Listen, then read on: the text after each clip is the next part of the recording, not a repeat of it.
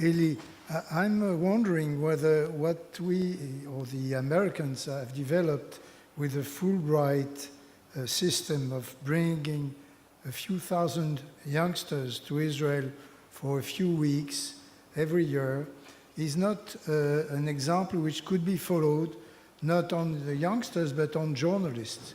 If we could bring a few thousand journalists to Israel, I think it could change their opinion and maybe public opinion. Yes, definitely. But we have to be very careful with journalists, because even if we show them the sea and we say it's blue, they can say, well, the sea is black.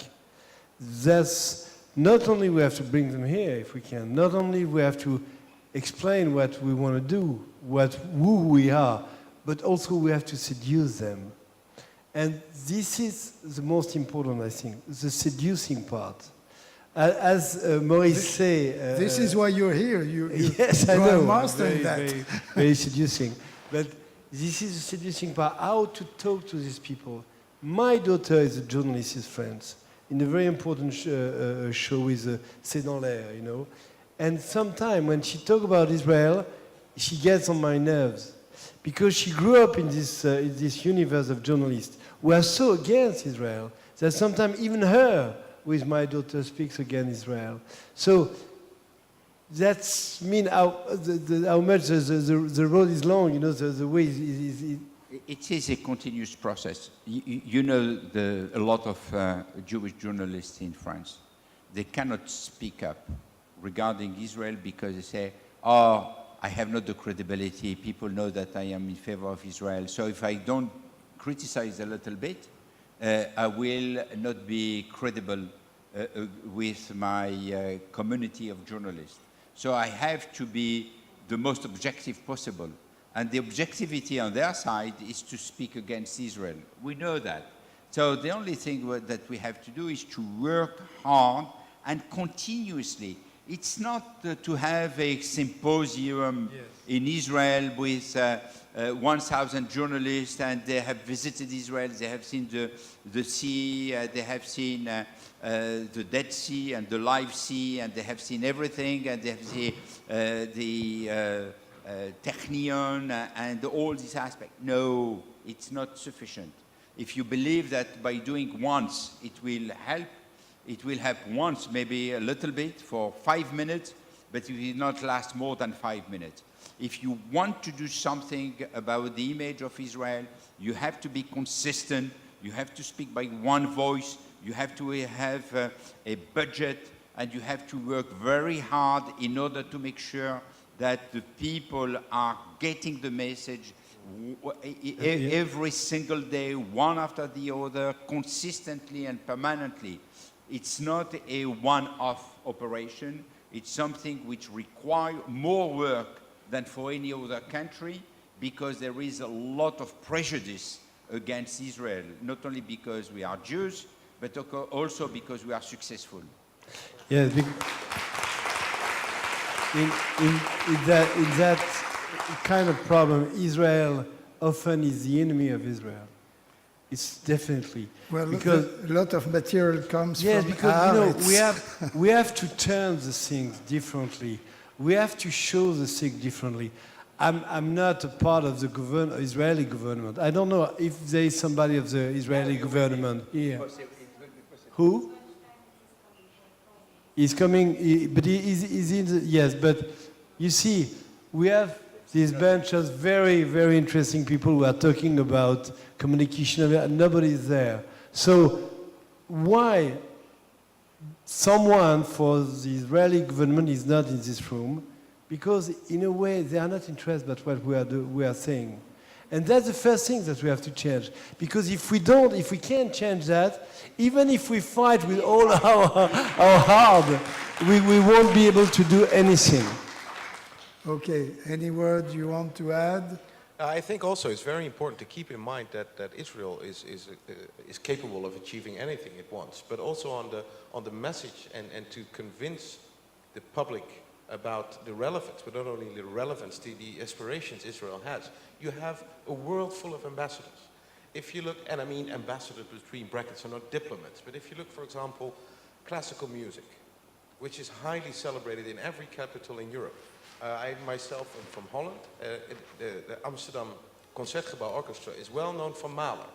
The most popular violin concertos are Bruch, Mendelssohn, Yitzhak Perlman, Isaac Stern. I mean, all the pianists, so you have, and this is only music, and then you have literature, and you have art, and you have architecture and engineering, and you have this huge spectrum of Jewish success stories that can be ambassadors of the same message.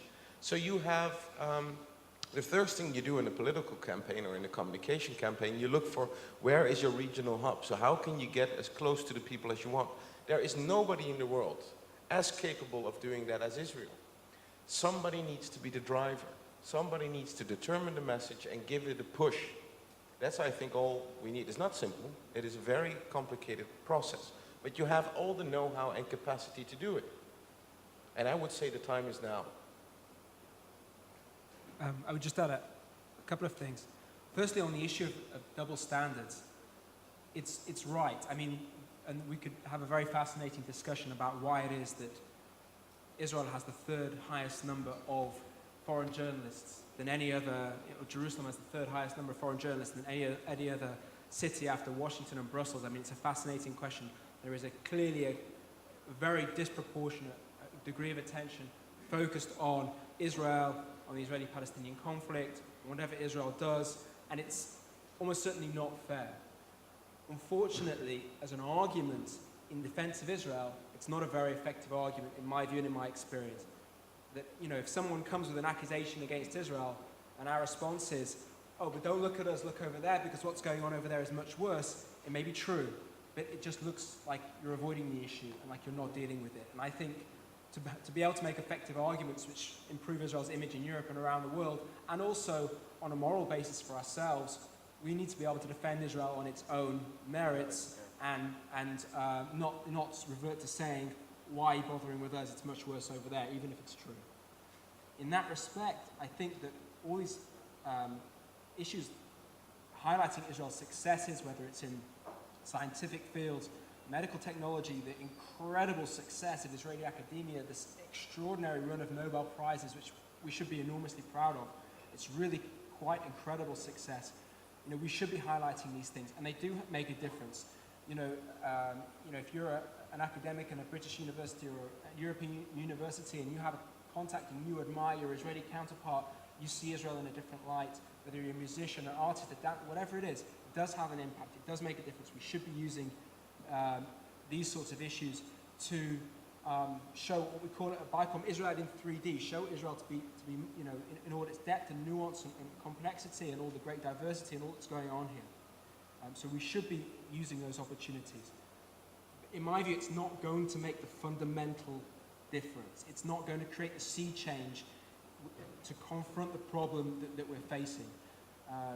So long as Israel is seen to be and depicted to be the oppressor in a conflict with the Palestinians, rightly or wrongly, that's the narrative, and it's a very powerful narrative as the oppressor and the occupier. As long as Israel is perceived that way, then all those other things that we can and should be doing are not going to make, I don't believe, the fundamental sea change difference to confront the undermining of Israel's legitimacy, which concerns us all deeply. With respect to that,